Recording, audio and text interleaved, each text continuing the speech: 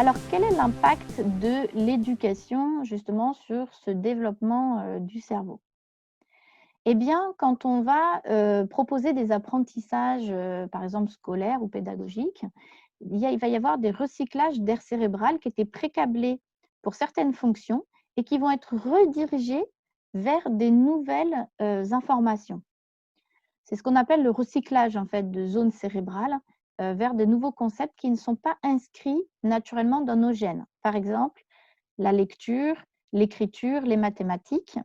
Ça, c'est la civilisation qui a créé ça au fur et à mesure et donc on le transmet ensuite aux enfants, mais ça ne fait pas partie d'un pré-câblage, génétique.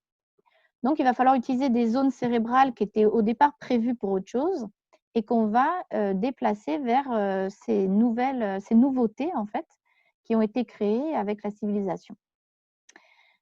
Donc l'éducation, elle va permettre de décupler les compétences qu'on a initialement en créant des nouvelles compétences. Et donc pour ça, l'enfant va avoir besoin d'un environnement riche autour de lui, que ce soit à l'école ou que ce soit, chez lui ou dans toutes ses expériences de vie, justement pour développer facilement ces nouvelles compétences qui ne sont pas pré-câblées au départ. Il va avoir besoin de les expérimenter et justement, en faisant en sorte aussi que l'adulte apporte des informations pertinentes dans ses expérimentations. On verra pourquoi c'est important, qu'il y ait à la fois l'enfant qui expérimente et puis l'adulte qui vient, en guide. Par exemple, le guide qu'on peut, être, c'est lire des histoires le soir, expérimenter avec lui, tenter des choses avec lui, et aussi l'accompagner dans le fait de tester et d'échouer. Ça va être très important parce qu'en échouant, il va pouvoir se rendre compte si, un modèle, fonctionne ou pas. Donc par exemple, s'il essaye quelque chose et que ça ne marche pas, eh bien son cerveau va tout de suite apprendre que, cette hypothèse-là n'est pas bonne et va pouvoir en tester une autre. S'il la teste pas, il ne peut pas confronter, son schéma à la réalité. Et à chaque fois qu'il obtient une vision de ce qui marche et ce qui ne marche pas, beh, ça va rajouter des connexions neurologiques dans le cerveau qui vont compléter les schémas mentaux initiaux. Par exemple, comment le cerveau apprend le langage? Donc là, je vous ai mis un petit schéma. On a, l'aire visuelle, donc qui va soit, regarder l'adulte, en tout cas le voir parler. On va avoir l'aire auditive qui va recevoir, l'entrant sensoriel par, l'audition et ensuite on a ce qu'on appelle l'aire de Wernicke, qui est l'aire en fait de, différenciation du mot d'un autre bruit. Par exemple, si quelqu'un me parle, je ne vais pas avoir la même aire cérébrale qui va s'activer que si j'entends une cuillère tomber. Quand quelqu'un parle, je sais que ah, là, c'est un langage, c'est quelque chose à décoder pour comprendre le message. Donc, c'est cette aire-là qui va s'activer. Ensuite, ça va passer dans l'aire de Broca, qui est l'aire en fait qui structure le langage, qui va comprendre la syntaxe, comment le sujet, le verbe, le complément, ça va se comprendre naturellement au fur et à mesure de l'expérimentation de la langue. Et ensuite, ça va aller au cortex moteur également, puisque quand l'enfant va vouloir à son tour parler, eh bien, il va falloir qu'il articule les mots et qu'il arrive à reproduire les sons qu'il a entendus. Donc, on voit que ça fait intervenir énormément d'aires du cerveau pour réussir à parler. Déjà in utero, l'enfant entend les sons de sa langue française, de la langue française pour nous, mais de sa langue maternelle. Et donc quand il va naître, il a déjà un pré-câblage pour être plus attiré par sa langue maternelle que par une autre langue. Donc déjà, il va avoir une attention sélective parce qu'in utero, il a déjà été baigné en fait, dans le son spécifique, de sa langue. Ensuite, donc on a l'aire du langage, l'aire de Wernicke qui est, quasiment, prête, en fait, comme celui de l'adulte parce que c'est pré-câblé. En fait, l'être humain a déjà un pré-câblage de communication et d'essayer de comprendre les sons, des autres humains autour de lui. Donc l'enfant est déjà en attente, auditivement du son de la voix humaine. Le bébé va enregistrer donc les différentes régularités, statistiques de la langue Et ensuite, donc, il va y avoir un faisceau de neurones qui va donc envoyer toutes ces données au lobe préfrontal, donc dans l'aire de Broca sur la gauche, pour analyser la structure de la langue.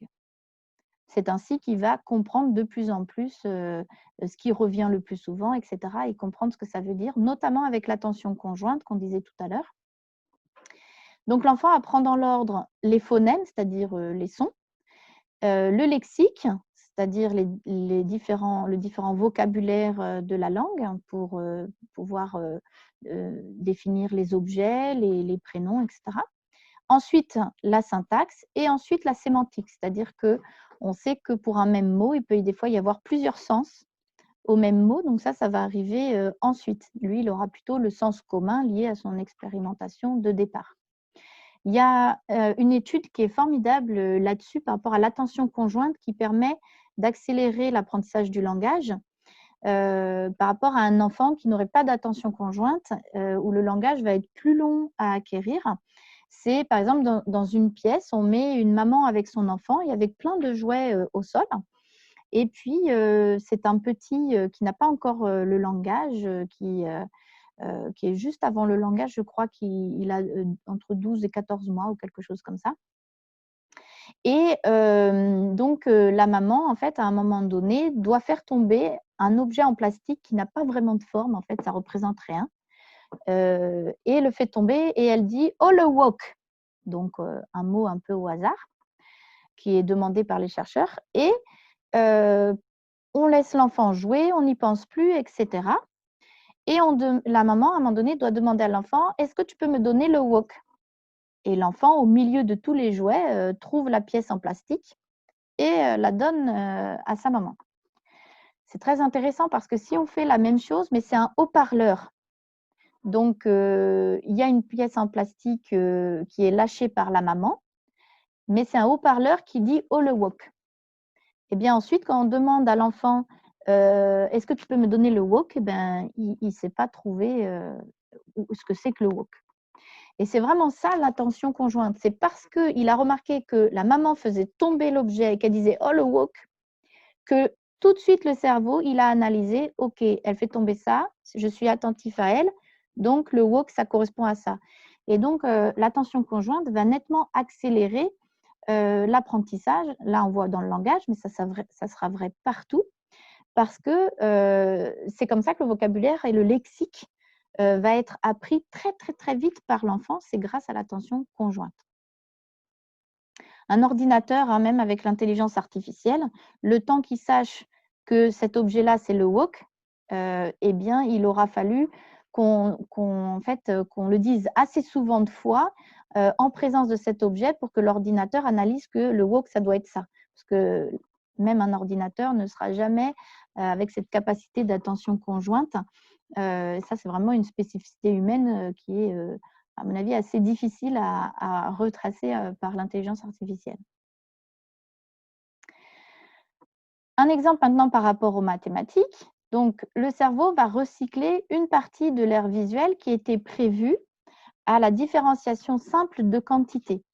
Par exemple, vous savez que jusqu'à 5, même si, par exemple, il y a 5 billes quelque part, même si ce n'est pas organisé, le cerveau peut reconnaître de 1 à 5 sans avoir besoin de compter. Après, si c'est organisé, on peut reconnaître 6, 7, etc. Mais il faut faire par petits paquets. On voit que si c'est par petits paquets, on va avoir aussi d'un seul coup d'œil la notion de quantité. Eh bien, ce sont ces zones-là qui vont être utilisées pour la reconnaissance des symboles mathématiques, c'est-à-dire les chiffres et les nombres. Ils ont des symboles, 1, 2, 3, etc.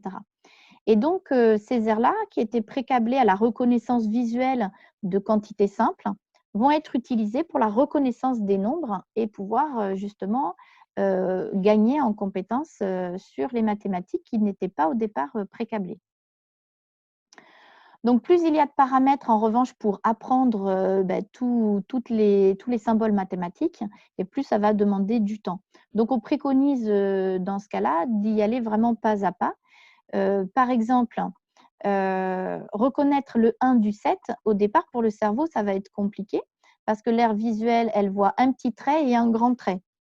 Et donc l'enfant, au départ, il va falloir un petit temps avec des retours de l'adulte s'il se trompe, pour se rendre compte que le petit trait du 1 est dans un sens pendant que celui du 7 est à plat et inversement. Hein, la barre est verticale pendant que le 7, la barre est oblique. Et ça, c'est vraiment une finesse en fait dans la reconnaissance. Mais chez l'enfant, ça va aller très vite. Avec quelques feedbacks extérieurs, le cerveau va rapidement, toujours grâce à l'attention conjointe et au retour de l'adulte, va pouvoir rapidement assimiler ces nouveautés qui n'étaient pas précablées. Ensuite, on a la lecture. Alors la lecture, elle réoriente les circuits de l'aire visuelle qui étaient prévus à la reconnaissance des visages. On s'est rendu compte que dans le cortex visuel, il y a des zones spécifiques à la reconnaissance des visages, comme je vous disais tout à l'heure, 2 yeux, une bouche, et cetera. Et puis ensuite reconnaître le visage de ses proches. Tous ces visages vont être enregistrés dans notre mémoire visuelle et bien la lecture va dévier certains neurones pour reconnaître en fait les formes des lettres et la lecture. Donc c'est là où on voit justement l'apprentissage et l'éducation, comment il va pouvoir modeler les précablages et les emmener vers de nouvelles compétences. Donc l'aire visuelle va envoyer le mot codé en symbole visuel vers l'aire du langage de Wernicke. Et vous voyez que ça, c'est l'aire qui est à côté de l'auditif. C'est-à-dire qu'à partir du moment où le visuel a décodé un mot écrit, ça va passer dans l'aire, en fait, comme si on avait entendu le mot. Et à partir de là, ça va prendre le même chemin que tout à l'heure pour le langage. Eh bien, ça va prendre le chemin, justement, de la structure de la phrase qui est dans l'aire de Broca. Il y a une petite faute là, c'est Broca.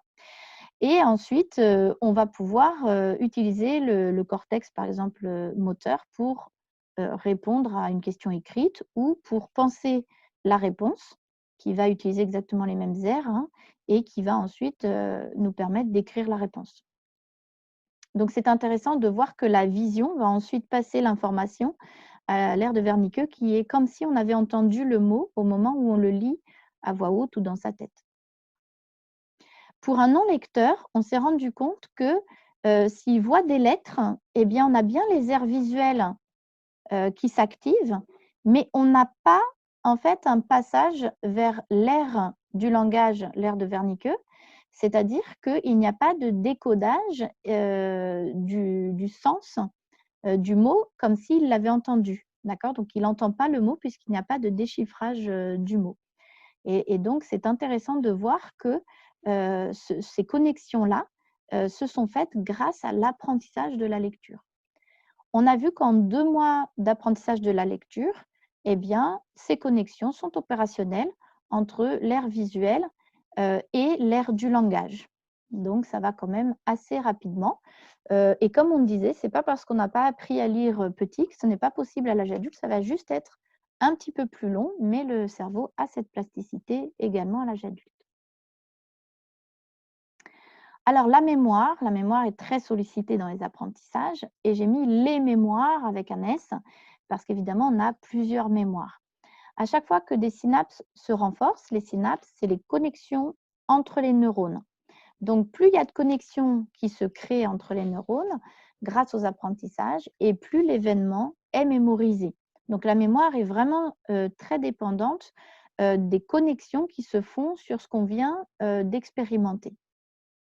On a la mémoire de travail qui est dans le cortex préfrontal et qui, elle, est une mémoire de court terme, de quelques secondes à quelques minutes. C'est simplement pour se souvenir des dernières choses qu'on vient de faire pour pouvoir continuer son travail. Parce que si on oublie, on voit ça dans le phénomène d'Alzheimer, où on peut se déplacer d'une pièce à l'autre et puis on a complètement oublié pourquoi on se déplaçait.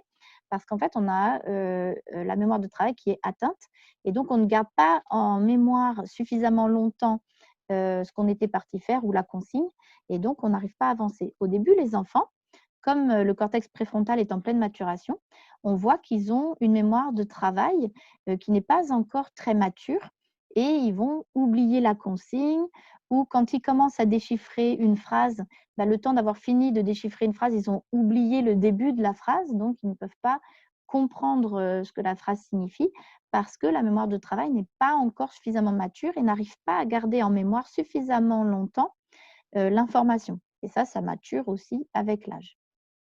Donc, il ne faut pas trop surcharger la mémoire de travail. C'est ce qu'on appelle souvent la surcharge mentale. Quand on fait plein de choses en même temps, qu'on doit se souvenir de ça, de ça, de ça, de ça, c'est pas très bon. C'est là qu'on peut avoir vraiment une barre au front. Et en fait, c'est vraiment que le cerveau sature.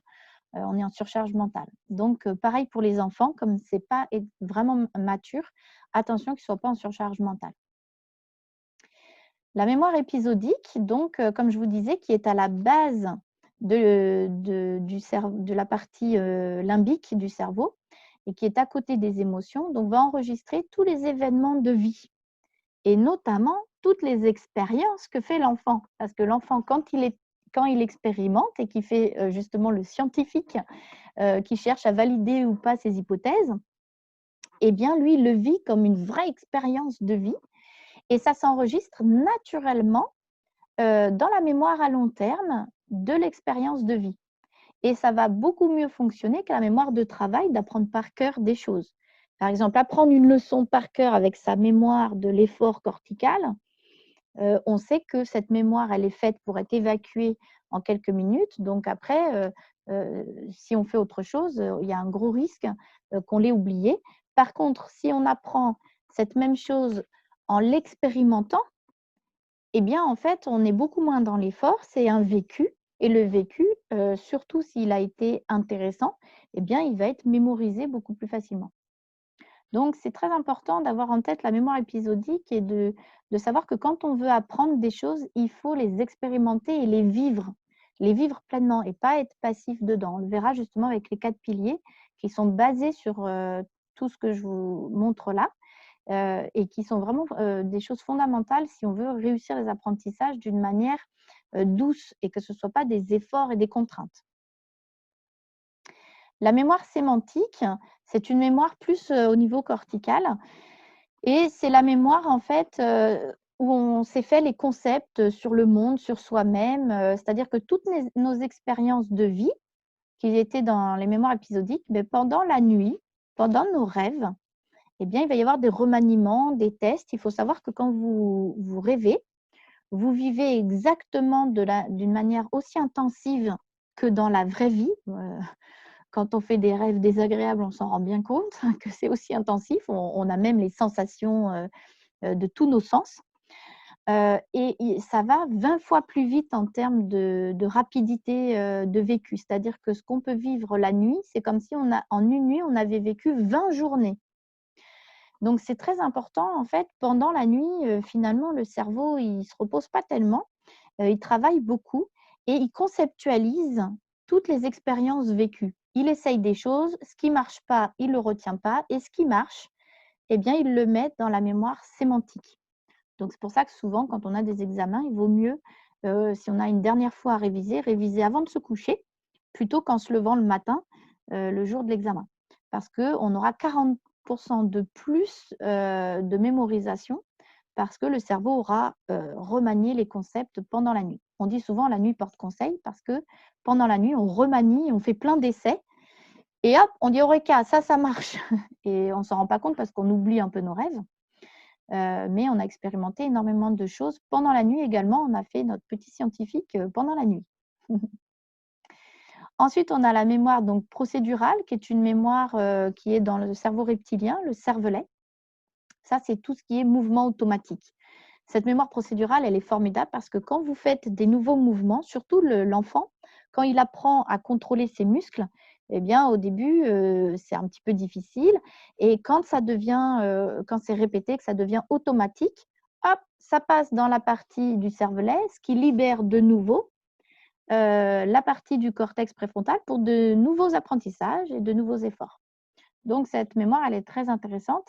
Ça fait la même chose quand on apprend à faire du vélo, quand on apprend à conduire, quand on apprend un nouvel instrument.